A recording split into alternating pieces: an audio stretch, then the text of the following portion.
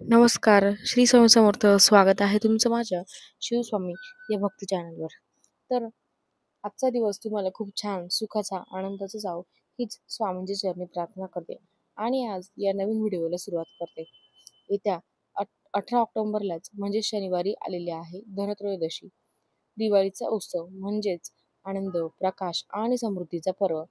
या पंचदिवशी सणांची सुरुवात धनत्रयोदशी या पवित्र दिवसांपासून सुरू होते. धन म्हणजे संपत्ती आणि त्रयोदशी म्हणजे 13वी तिथी. हिंदू पंचांगानुसार कार्तिक कृष्ण पक्षाच्या त्रयोदशीला धनत्रयोदशी साजरी केली जाते. या दिवशी आरोग्य, आयुष आणि धन यांचे पूजन करून दिवाळीच्या मंगल प्रारंभाची नांदी होती. या दिवशी समुद्र मंथनातून धन्वंतरीचा जन्म झाला असे मानले जाते, जे आरोग्य आणि आयुर्वेदाचे देव आहेत. म्हणून या दिवशी त्यांची पूजा करून आरोग्याची कामना केली जाते. तसेच धन आणि समृद्धीसाठी लक्ष्मी व कुबेर यांची पूजा सुद्धा केली जाते. धनत्रयोदशीला संध्याकाळी यमराजासाठी दिवे प्रज्वलित केले जातात, जेणेकरून अकाली मृत्यू टाळता येतो. या धनत्रयोदशीला सोने चांदी खरेदी करण्याची परंपरा आहे. या दिवशी प्रत्येक जण थोडं का होईना सोने खरेदी करायचा प्रयत्न करत असतो. प्रत्येकाला वाटतं की आपण थोडंफार सोने चांदी जी आहे तर ती घेतली पाहिजे. बरेच लोक आपल्या यथाशक्तीने या दिवशी सोन्या चांदीची खरेदी करतात. परंतु सोन्या चांदीचे भाव हे खूप जास्त असल्यामुळे सर्वसामान्य लोकांना हे करणं शक्य होत नाही. आणि म्हणून या दिवशी सोन्या चांदीपेक्षाही मौल्यवान, अतिशय स्वस्त आणि माता लक्ष्मीला प्रिय असणारा अशा काही वस्तू मी तुम्हाला आज या व्हिडिओमध्ये सांगणार आहे. तर तुम्हाला या धनत्रयोदशीच्या दिवशी खरेदी करायची आहे. जर मी ज्या वस्तू तुम्हाला सांगणार आहे तर त्या धनत्रयोदशीच्या दिवशी खरेदी केल्या तर तुम्हाला सोने चांदी आळून जेवढे पुण्य मिळणार नाही तेवढे पुण्य तुम्हाला या वस्तूंपासून मिळणार आहे. जर या वस्तूंची तुम्ही पूजा केली तर तुम्हाला सोन्यासारखे दिवस येतील. तुमच्या घरात अखंड लक्ष्मी नांदेल. घरातील दरिद्री गरिबी जाऊन माता लक्ष्मी तुमच्यावर प्रसन्न होईल. तुम्ही धनवान होशाल. तर अशा कोणत्या वस्तू आहेत ज्या तुम्हाला धनत्रयोदशीच्या दिवशी खरेदी करायच्या आहेत? याबद्दलची संपूर्ण माहिती आज या व्हिडिओमध्ये मी तुमच्यासोबत शेअर करणार आहे. त्यामुळे व्हिडिओ स्किप न करता शेवटपर्यंत नक्की पहा. चॅनलवरती नवीन असाल तर सबस्क्राईब करा. तसेच माहितीपूर्ण नवनवीन व्हिडिओ बघण्यासाठी बेल आयकॉनलाही प्रेस करा. म्हणजेच जेव्हा कधी मी नवीन व्हिडिओ अपलोड करेल त्याचे नोटिफिकेशन सर्वात अगोदर तुम्हाला भेटेल आणि माझा एकही व्हिडिओ तुम्ही मिस करू शकणार नाही. आज या व्हिडिओमध्ये मी तुम्हाला ज्या काही वस्तू सांगणार आहे तर या वस्तू आपल्याला धनत्रयोदशीच्या दिवशी शुभ मुहूर्तावरती करायच्या आहेत, आणायच्या आहेत. सकाळपासून ते संध्याकाळपर्यंत तुम्ही केव्हाही या वस्तू ज्या आहेत त्या खरेदी करू शकतात. फक्त धनतेरसच्या अगोदर आपल्याला या वस्तू ज्या आहेत त्या खरेदी करायच्या नाहीत. कारण आपण सोने चांदीची खरेदी ही सुद्धा धनतेरसच्याच दिवशी खरेदी करत असतो आणि म्हणून या वस्तू सुद्धा आपल्याला त्याच दिवशी घ्यायच्या आहेत. बऱ्याच जणांच्या मनामध्ये प्रश्न येतो की सोन्याचे भाव हे खूप जास्त झाले आहे आणि मी सोने चांदी घेऊ शकत नाही. मग मी धनतेरसची पूजा केली तर मला पूर्ण फळ मिळणार नाही. तर हे असं अजिबात नसते. धनत्रयोदशीच्या दिवशी धन्वंतरी देवता हे आपल्या आरोग्याचे देवता आहेत आणि या दिवशी तुम्हाला त्याची पूजा मांडणी करायची आहे. धन्वंतरी देवतेचा फोटो असतो तर तो फोटो तुम्ही खरेदी करून त्याची पूजा या दिवशी खरेदी करू शकतात. त्यासोबतच आपल्याला माता लक्ष्मी, कुबेर आणि गणेश यांचे सुद्धा पूजन करायचे असते. यांचे सुद्धा आपल्याला पूजन करायचे आहे. तर माता लक्ष्मीला अत्यंत प्रिय आहेत त्या वस्तू तुम्ही जर पूजल्या तर माता लक्ष्मी तुमच्या घराकडे आकर्षित होते. धनत्रयोदशीचे संपूर्ण फळ तुम्हाला प्राप्त होते आणि त्याचे अनेक चांगले लाभ जे आहेत तर ते सुद्धा होत असतात. धनत्रयोदशीचा दिवस अतिशय शुभ आणि पवित्र असल्यामुळे या दिवशी महत्त्वाची कामं सुद्धा पूर्ण केली जातात. जर तुम्हाला एखाद्या नवीन वस्तूची खरेदी करायची असेल तर ती सुद्धा तुम्ही या दिवशी करू शकता. नवीन वाहनांची खरेदी करायची असेल, नवीन घर खरेदी करायचे असेल, जमीन खरेदी करायची असेल, सोनं चांदी घ्यायची असेल तर या सर्व गोष्टी तुम्ही या दिवशी करू शकता. आता या धनतेरसच्या दिवशी सोन्या चांदीपेक्षाही मौल्यवान आणि शुभ अशा कोणत्या गोष्टी आपल्याला खरेदी करायच्या आहेत त्याबद्दलची माहिती आपण जाणून घेणार आहोत. यामध्ये सगळ्यात महत्त्वाची आणि पहिली वस्तू म्हणजे धन. धनत्रयोदशीच्या दिवशी सोन्या चांदीपेक्षाही मौल्यवान मानली जातात तर ती म्हणजे धने. या दिवशी धन्यांची खरेदी आहे तर ती आपल्याला नक्की करायची आहे. तुमच्या घरामध्ये अगोदरचे धने असेल तरी तुम्हाला 5 रुपयाचे थोडे का असेल पण तुम्हाला ते आज धने खरेदी करायचे आहे. खरेदी केल्यानंतर ते एका वाटीमध्ये घेऊन त्याची पूजा जी आहे तर ती तुम्हाला करायची आहे. या दिवशी धने आणि गुळाचा नैवेद्य जो आहे तो आपण देवीला दाखवला जातो. म्हणून धण्याची खरेदी करायची आहे. तर ते प्रत्येकाने करायचे आहे. या दिवशी धन खरेदी करून त्याचे काही प्रभावी उपाय सुद्धा केले जातात. तर हे उपाय सुद्धा मी तुम्हाला या व्हिडिओमध्ये सांगणार आहे. म्हणून प्रत्येकाने अगदी 5 रुपयाची का होईना धन जे आहे तर ते खरेदी करायचे आहे. त्याचबरोबर पुढची वस्तू म्हणजे विड्याची पानं. या दिवशी तुम्हाला 5 विड्याची पानं खरेदी करायची आहे. विड्याची पानं हे माता लक्ष्मीला खूप प्रिय असतात.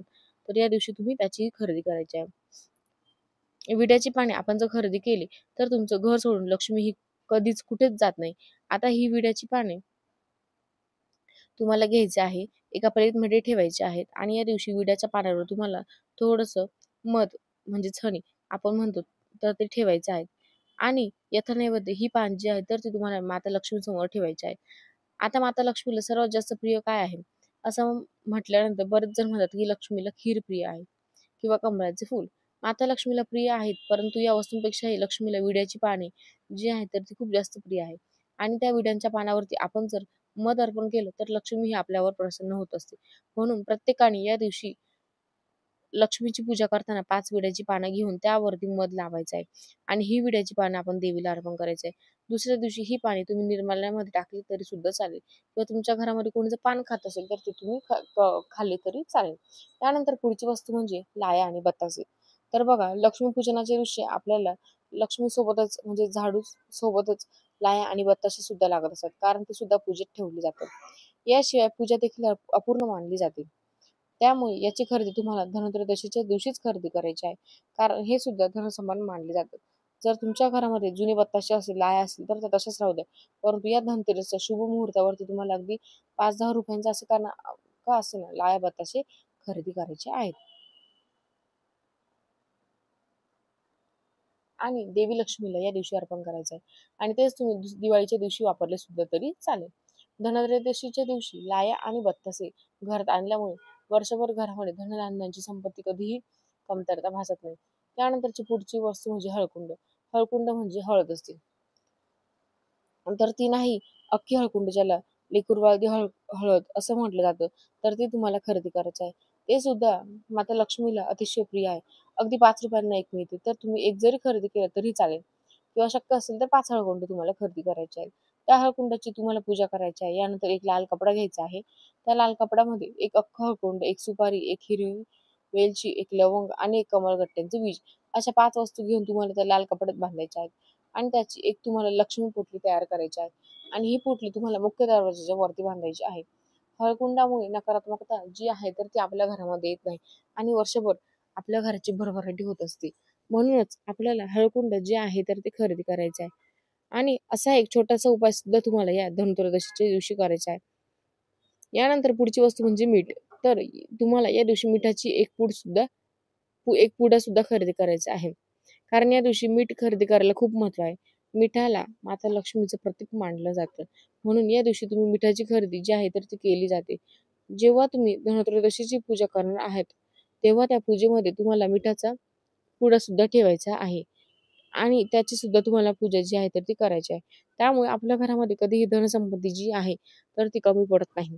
जरी तुमच्या घरामध्ये अगोदर मीठ असेल, तर ते सोडून तुम्हाला या धनतेरसच्या शुभ मुहूर्तावरती मिठाची खरेदी करायची आहे आणि त्याची पूजा तुम्हाला करायची आहे. त्याचबरोबर जर तुम्ही या दिवशी चांदी खरेदी करण्याचा विचार करत असाल, चांदी जर तुम्हाला घ्यायची असेल, तर यामध्ये अशा शुभ वस्तू आहेत जर ते तुम्ही घेऊ शकता, ज्यामुळे माता लक्ष्मी तुमच्या घरात अखंड वास करेल. तर त्यातली पहिली वस्तू म्हणजे स्वस्तिक. तर बघा स्वस्तिक जे असतं तर ते या दिवशी तुम्ही खरेदी करू शकता किंवा चांदीची लक्ष्मीची पावलं जी असतात तर ती सुद्धा तुम्ही खरेदी घेऊ शकता किंवा एखाद्या चांदीचं नाणं ज्यावर लक्ष्मीचा, गणपतीचा फोटो वगैरे असतो. तर असं तुम्ही नाणं खरेदी खरेदी केलं तरी सुद्धा चालणार आहे. कारण चांदी जी असते तर ती महाग नसते, स्वस्त असते आणि तुम्हाला ही वस्तू अगदी 400-500 रुपयापर्यंत पडेल. म्हणून चांदी खरेदी करण्याचा विचार करत असेल मग तर तुम्ही करू शकताय नाही का? किंवा तुमच्या घरामध्ये जर मुलगी असेल तर त्या मुलीला तुम्ही चांदीची वस्तू जी आहे तर ती तिच्यासाठी सुद्धा खरेदी करू शकता. जसं की मुलीला पायातील पैंजण, गळ्यातील चैन किंवा अंगठी असं. तर तुम्ही या दिवशी मुलींसाठी तुमच्या मुलीसाठी सुद्धा खरेदी करू शकता. कारण घरातील मुलगी ही सुद्धा आपली लक्ष्मीच असते आणि म्हणून त्यांच्यासाठी सुद्धा तुम्ही काही वस्तू ज्या आहेत तर त्या घेऊ शकताय. कारण की धनत्रयोदशीच्या दिवशी आपल्या घरात ज्या लहान मुली असतात तर त्यांची पूजा केली जाते. त्यांच्या पायावर कुंकू आणि स्वस्तिक काढले जाते. हळदी-कुंकू लावून त्यांची पूजा केली जाते. ज्या प्रकारे बघा आपण नवरात्रीत कन्यापूजन करत असतो, त्याच प्रकारे हे करायचं आहे. त्याचबरोबर आपण दिवाळी सणानिमित्त आपण प्रत्येक जण घरातील प्रत्येक व्यक्तीला नवीन कपडे खरेदी करत असतो आणि जर तुम्ही हेच कपडे धनत्रयोदशीच्या दिवशी खरेदी केले तर हे खूप शुभ मानले जाते. सकारात्मक लहरी या खूप जास्त प्रमाणात असतात असं म्हटलं जाते आणि म्हणून तुम्ही या दिवशी कपडे सुद्धा खरेदी करू शकतात. त्याचबरोबर तुमच्या देवघरातील देवांसाठी सुद्धा तुम्हाला वस्त्र जे आहे ते खरेदी करायचं आहे. कारण आपल्यासोबतच आपल्या देवघरातील देवांना सुद्धा आपल्याला नवीन वस्त्र घ्यायचे आहेत. जे जुनी वस्त्र खराब झाली असेल ते तुम्ही टाकून देऊ शकता आणि तुम्हाला नवीन वस्त्रे खरेदी करायची आहेत. तर काही जण मुकुट देखील घेतात. मुकुट तुम्हाला घ्यायचं असेल तर ते सुद्धा तुम्ही या दिवशी खरेदी करू शकता. परंतु चुकूनही तुम्ही खराब झालेले, फाटलेले असे देवांचे वस्त्र जे आहेत तर ते अजिबात वापरू नका. जुने आहेत, चांगले आहेत तर ते स्वच्छ धुवून काढा आणि त्यानंतर ते देवाला तुम्हाला ठेवायचं आहे. यानंतर पुढची वस्तू म्हणजे गजलक्ष्मी. घरामध्ये गजलक्ष्मी असते तिथे कधीही धनसंपत्ती आणि पैशांची कमतरता भासत नाही. या घरामध्ये नेहमी लक्ष्मी प्रसन्न राहते आणि त्या घरातील सदस्यांना कोणत्याही कामात अडथळा येत नाही. म्हणून तुम्हाला 2 गजलक्ष्मी म्हणजेच हत्तीच्या मूर्ती ज्या आहेत त्या खरेदी करायच्या आहे. पंचधातूच्या किंवा तांब्याच्या तुम्ही खरेदी केल्या तरीही चालेल. तुमची इच्छा असेल तर तुम्ही चांदीची सुद्धा घेऊ शकता.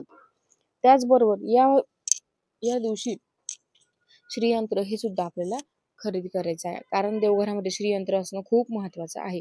श्रीयंत्र म्हणजेच माता लक्ष्मीचं आसन मानलं जातं आणि ज्या घरात माता लक्ष्मीचे आसन असते ते घर सोडून लक्ष्मी ही कधीच कुठेच जात नाही.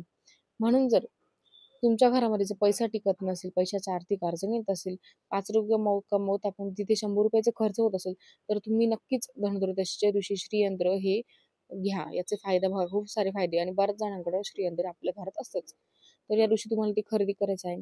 त्याची पूजा तुम्हाला करायची आहे. त्याचबरोबर या दिवशी तुम्हाला थोडेसे वेलदोडे, लवंगा ज्या आहेत तर त्यासुद्धा खरेदी करायच्या आहे. जे आवळे असतात तर ते सुद्धा खरेदी करायचं आहे. तुम्ही बघितलं असेल तर धनत्रयोदशीच्या दिवशी मार्केटमध्ये सगळीकडे आवळे विकायला आलेले असतात. कारण या दिवशी आवळे खरेदी करायची परंपरा आहे. म्हणून या दिवशी तुम्ही आवळ्याची, वेलची, लवंग याची खरेदी करू शकता. त्यांचे जे पूजन आहे तर ते तुम्हाला करायचं आहे. तसेच माता लक्ष्मीला कवड्या अतिशय प्रिय आहेत. तर देवघरामध्ये तुमच्या जर कवडे नसेल तर या दिवशी तुम्हाला 5 किंवा 7 पिवळ्या कवड्या ज्या असतात तर त्या खरेदी करायच्या आहेत. कारण कवड्या या लक्ष्मीला अतिशय प्रिय आहेत. म्हणून या दिवशी तुम्हाला कवड्यांची देखील खरेदी करायची आहे. यानंतर सगळ्यात महत्त्वाची गोष्ट म्हणजे झाडू. आपल्याला झाडूची सुद्धा खरेदी करायची आहे.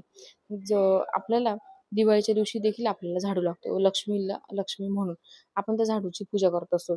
तर त्या झाडूची खरेदी सुद्धा तुम्हाला धनत्रयोदशीच्या शुभ मुहूर्तावरतीच करायची आहे. कारण या दिवशी झाडू खरेदी करायला विशेष महत्त्व आहे. त्याचबरोबर या दिवशी आपल्याला एकतरी कडधान्य हे नक्की खरेदी करायचे आहे. ज्याच्यामध्ये मूग डाळ, चणा डाळ, तूर डाळ, मसूर डाळ, हिरवी मूग जे काय असेल ते तुम्हाला एखादं कडधान्य जे तुम्हाला अशी वस्तू एखादी खरेदी करायची आहे. जे म्हणजे धनत्रयोदशीच्या दिवशी खरेदी करायची आहे. ज्या सोन्या चांदीपेक्षाही मौल्यवान आहेत. आता मी म्हणणार नाही की या सगळ्याच वस्तू खरेदी करा.